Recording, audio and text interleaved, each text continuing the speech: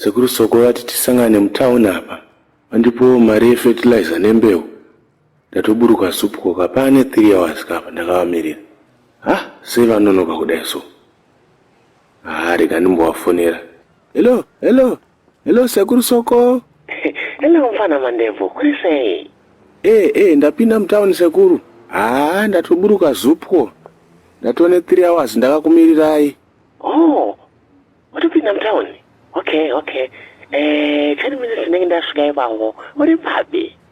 Ini nangu ndiri pajoin up. Ndakatogara hangu panze. Shemu mwana wandazi yangu. Manje zuva urikuita sei naro ipapo? Zuva tarijaira kani.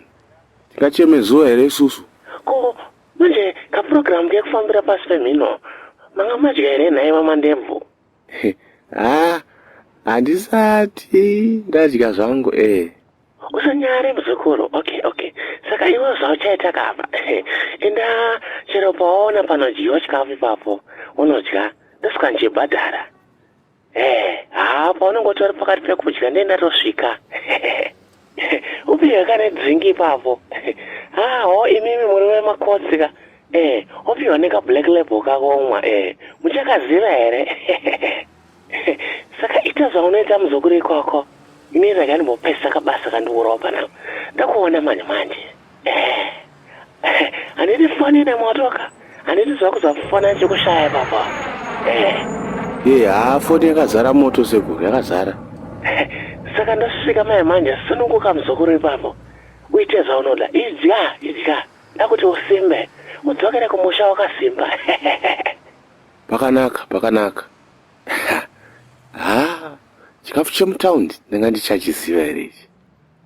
Nhasi rega ndimboita food cue. Nhasi ndinodya zvese zvinonaka nani. Rega ndipinde mukashopu apo ndimbodya. Baba Mandevu achorwa. Baba Mandevu apirwa.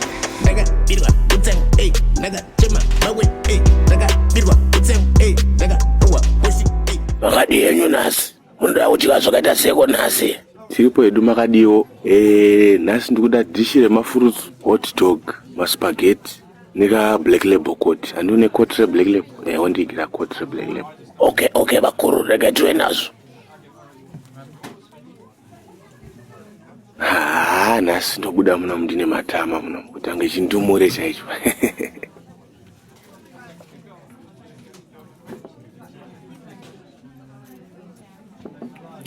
Chikafu changa chinaka ichi.